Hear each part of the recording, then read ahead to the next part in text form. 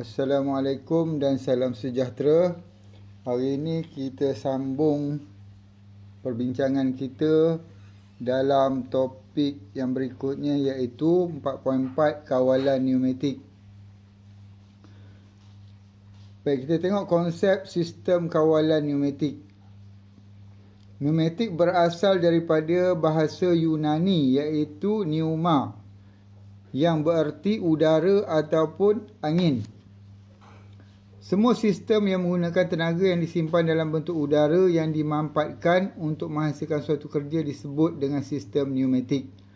Aplikasi sistem pneumatik lazimnya banyak digunakan untuk melakukan kerja-kerja ringan dan sederhana berat seperti pendingin udara, motor udara, mesin gerudi, penukul hentak pneumatik dan pintu automatik. Sistem pneumatik lebih selamat, ringkas, mudah dan murah berbanding sistem hidrolik. Secara umum, sistem pneumatik dan hidrolik adalah sama. Fungsi komponen juga hampir sama. Terdapat sedikit perbezaan pada komponen yang digunakan. Perbezaan yang ketara adalah pada medium pemindahan tenaga, iaitu sistem pneumatik menggunakan udara termampat, manakala sistem hidrolik menggunakan bendali bertekanan sebagai penggerak tenaga. Baik, kita tengok dekat sini beberapa alat ataupun mesin yang menggunakan sistem pneumatik.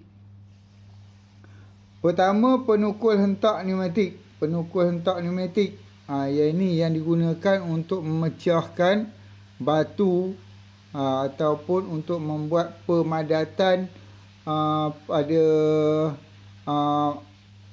jalan, tar ataupun bitumin jalan yang diturap.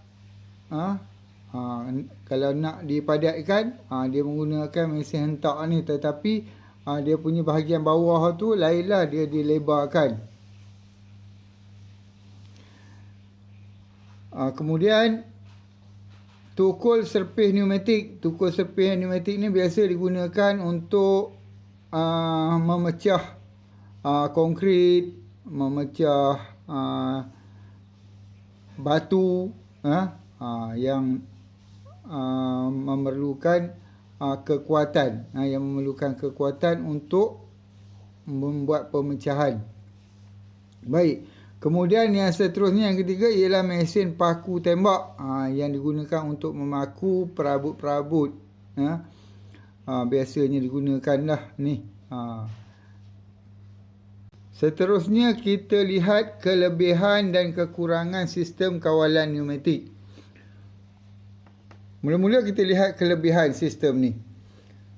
Kelebihan yang pertama, menggunakan udara mampat sebagai sumber bekalan untuk melakukan kerja dan kebolehdapatannya yang tidak terhad. Ini sumber yang boleh diperbaharui. Dia menggunakan udara. Kat mana-mana pun kita boleh dapatkan udara. Mudah disalurkan untuk jarak yang jauh dan mudah disimpan. Ketiga, sistem pemasangannya mudah dan menyediakan kebolehlenturan dalam sistem kawalan pneumatik. Reka bentuk sistemnya ringkas. Seterusnya, udara tidak dipengaruhi oleh suhu dan tidak mudah terbakar. Berbanding dengan hidrolik, udara dia tak terbakar. Memberikan respon atau tindak balas yang pantas bagi memulakan dan memberhentikan kenderaan. Kalau brake kenderaan menggunakan sistem ni, dia memberikan tindak balas yang pantas. Udara adalah bersih. Kebocorannya tidak akan mencemarkan persekitaran. Sistem ni dia menggunakan udara termampat. Jadi udara ni dia bersih berbanding dengan bendali hidrolik. Jadi kalau ada kebocoran, dia tidak ada memberikan masalah pencemaran persekitaran. Seterusnya, komponen sistem kawalan pneumatik mudah dibina jika dibandingkan dengan sistem kawalan lain.